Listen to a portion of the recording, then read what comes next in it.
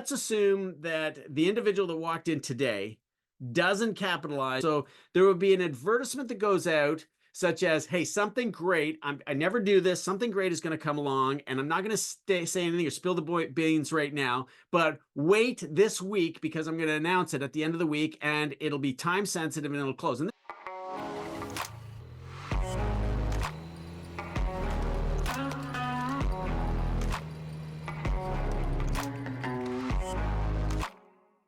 And now you go forward to the next day and it says, okay, here's the announcement. This is what I'm going to do. And I never do this before. And I'm opening it up to a few people.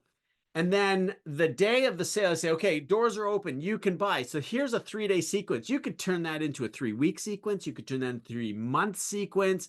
And now on the 3-day, 3-week, 3-month sequence, you could say, doors are open, and we've had fantastic success already based on suggesting yesterday, doors will open today, and list off some of the people that have purchased. And then the 4th day is when you're closing it down. And this is it. It's in the automobile business for us when we have a program ending, when lease rates and residuals are changing at the end of a quarter. You can say, look, it closes at the end of the week. If you want to capitalize on this, you want to do so right now and take advantage of it. And of course, if they don't, well, so be it. There's no way around that. You just have to accept the fact that not everybody is going to jump in on your fantastic offer. Now, when you go past the scarcity and the urgency of the current program that is on, now they got to go into long-term follow-up, and you can't extend that. You really want to make sure that your offer comes to an end.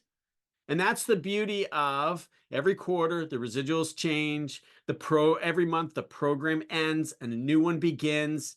The snow check program ends, and that's it. They can't get it anymore, and they'll just have to wait until allotment. It's the message that you can send it afterwards. Hey, although you've even missed out, allotment for the product is available. I know what we're going to get. So between now and you take the pressure off them from the perspective that you don't want to be salesy. I get that. I really like that question, and tying that into your statement, being obvious without being too salesy, letting them off the hook because they didn't make the decision when the super deal was on, but you're still keeping in touch with them. And then, of course, visuals. If a picture tells 1,000 words, video is infinite. And albeit our social media and our marketing and advertising plans and everything the manufacturer does is fantastic, but when it comes from you, the individual, and it's just as simple as grabbing your phone and walking around on the lot with a background, automobiles, you can do this. You can talk to that. And I think it works really, really well remaining top of mind. You could show a picture of a truck with a whole bunch of product arriving. That's a social media post in itself, but you can also, on your list of these individuals that you think are on the cusp of buying, they're not truly cold leads and remaining cold leads, you could send them a quick video, say, hey, I thought you'd get a kick out of this. We just got 26 units in. We just got 12 units in. We just got 3 units in. That may be something. You can also, I think this one works really well without being too salesy. And grabbing a journalist's impression of the newest, latest, and greatest.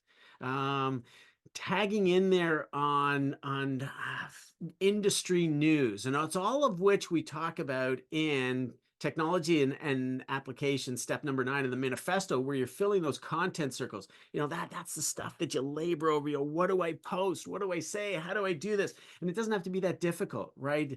1/3 about you, 1/3 about your industry, 1/3 about your product. That's what people gravitate to. You guys can do as keeping in touch with customers is film yourself using the product as well. And that speaks volumes without you having to type messages and create sequences. And of course, I've got lots of email sequences available. You can find that sort of thing. Let me share my screen with you. Right here in step number 9 of leveraging apps and technology. If you go to Google Drive, this is where you find those templates and those sequences. That's a super source. That is just another way for you to be able to capitalize on staying in touch and staying top of mind. Another place I would draw everyone's attention to is prospect harvesting in the pipeline. Going in here now, this is going to share with you scheduling the follow-up. That's another mistake that a lot of average ordinary salespeople don't do. And then the second part of the equation is, here are those suggestions: model, technology, allotment, bank and credit scores, and the things that customers may or may not be thinking of in order for you to continue with your follow-up. And of course, this Jackie Lawson is fantastic. This is similar to sendoutcards.com.